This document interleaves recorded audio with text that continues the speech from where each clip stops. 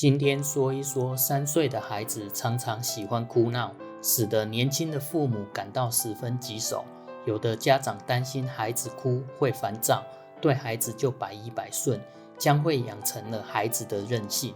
另有些家长用呵斥或是打骂方式，试图使孩子终止哭泣，但孩子由于情感不能得到尽情的宣泄和表达，反而会造成心理上更多的伤害。对孩子的哭闹，我们应该如何去做呢？大家好，我是花瑞爸，我是一个二宝爸。为了更好的教育自己小孩，我自己看了许多文章。若你是第一次来这频道，这里是分享给大家养儿育儿经验的地方。若你感兴趣，欢迎按赞、订阅、分享，开启小铃铛。我固定每星期都有影片更新。接下来我们就来聊一聊如何用3种智慧方法安抚哭泣的孩子。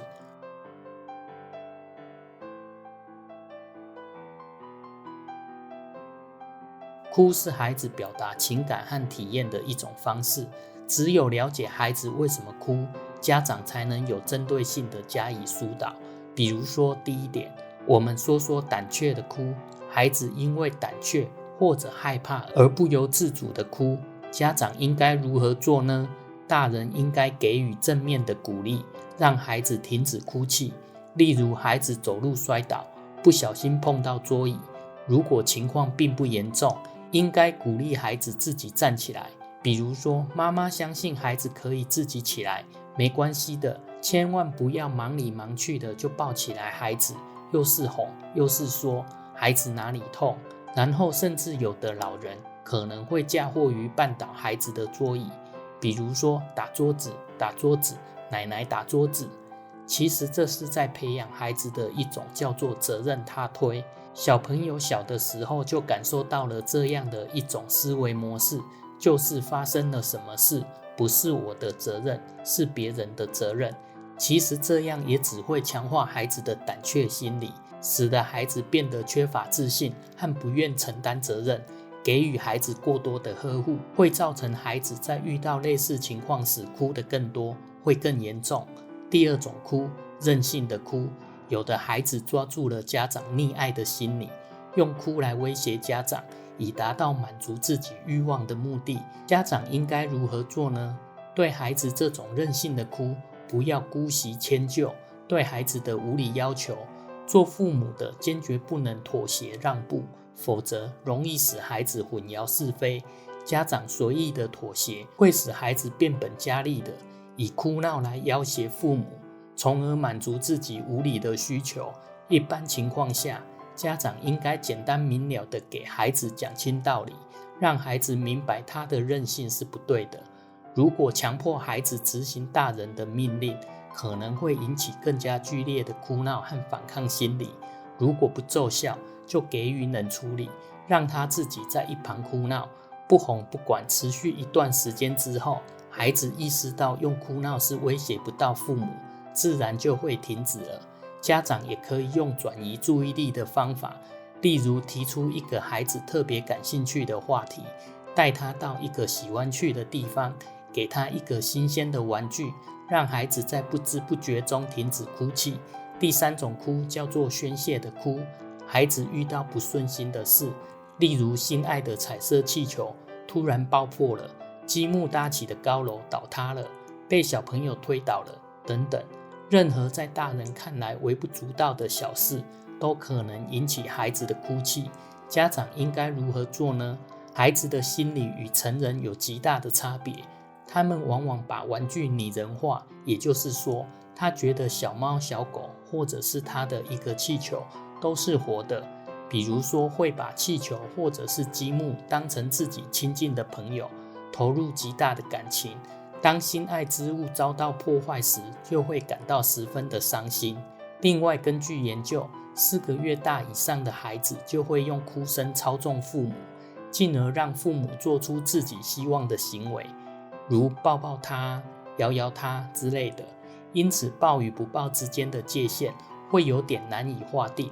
所以，我认为在孩子哭闹时，要试着厘清原因，针对原因处理。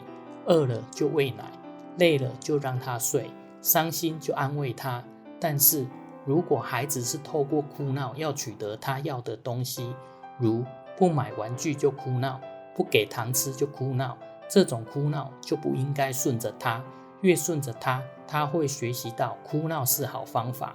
孩子无理哭闹时，父母的反应务必维持一致性，不可以今天对他严格，后天因为赶时间就屈服，这会更增加孩子的哭闹。另外，孩子会哭闹，很多时候其实是大人可能因忙碌就让孩子自己玩，等到哭闹时才过去抱他或者陪他。孩子得到的讯息就是，原来我哭闹就会有人来陪我。那么聪明的孩子当然是会依赖这招，那该怎么办呢？大原则就是，他表现良好的时候多陪他，而他有不当行为或哭闹时，给予冷处理。平时要多陪孩子是最重要的。你跟孩子的感情基础是一切教养的根源。常常遇到挫折的父母对我说，我觉得我们家的小孩很故意，他明明就可以自己穿衣服吃饭，为什么回家就要耍赖呢？我明明跟学校老师说一样的话，小孩就又哭又闹，我真的没办法对他好好说话。很多时候，父母其实也是在教养孩子的过程中感到挫折，但越受挫越着急，再加上有时赶着送孩子上学赶上班，在时间压力下就越容易被孩子的反应激怒。但被孩子激怒后，家长往往比孩子感受到更多自责与挫折，因为冷静下来之后也知道，对孩子这么凶，其实不是家长本意，也不是家长希望达到的目的。我们都希望让孩子学习，那可以怎么教呢？先稳住自己，再稳住孩子。顺着大脑发展的脉络，情绪脑为何一出生就发展完成呢？因为人的本能具有相当重要的生存功能，因为情绪脑能以迅雷不及掩耳的速度，帮助人类在危机时刻做出立即反应，以求生存。而这样的生存策略主要分3种：战斗、逃跑、僵呆。也就是说，当孩子感受到威胁的时候，情绪脑很容易立即产生生存反应。因此我们可以这么理解，孩子的哭闹往往是情绪卡住了，而这是一种人类演化中非常自然正常的反应。你是在灭火还是在点火？孩子情绪来的时候，若我们作为大人继续指责孩子，哭什么哭，这有什么好哭的？对孩子来说是威胁还是安抚呢？我们需要回到孩子大脑发展的脉络来看，其实孩子听到这句话感受到的是威胁，也就是为什么很多时候孩子可能会哭得更大声，因为孩子感到害怕、挫折、不知所措。而孩子越害怕，越容易唤起情绪脑反应，先安抚心情，再处理事情。大脑是可以被训练的，当我们经常唤起某个大脑的反应，其实我们也是在训练它。这就很像是我们常常练习听英文，对英文语感会越来越好。同样的，若我们越常激发孩子的情绪脑，有的孩子看到大人变脸，马上下意识的就会唤起情绪脑的生存反应，闭嘴、害怕、大哭。换个角度说，我们可不可以训练孩子的理智脑呢？当然可以。当我们可以先同理孩子情绪的时候，孩子也会学习到怎么去安抚自己。当孩子的情绪被安抚，就越能唤起理智脑来帮忙自己处理先前的威胁事件。但前提是孩子的情绪必须先被安抚，否则就像大楼的火灾警报器没关一样，谁住在里面都会感到紧张万分，很难安心在房子安住，更别说能在屋里处理事情了。放下对孩子过高的期待，孩子被情绪绑架时，很像被情绪的海啸淹没。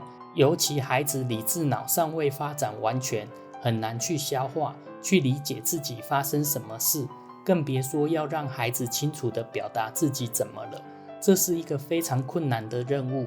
很多时候，我们作为大人都未必能清楚地知道自己怎么了，甚至要明确又适切地表达自己的负面情绪，即使是大人也不一定能妥协做到。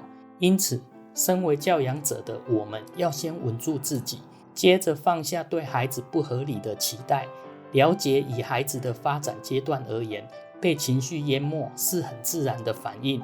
我们可以做的是协助孩子去疏导情绪的洪流。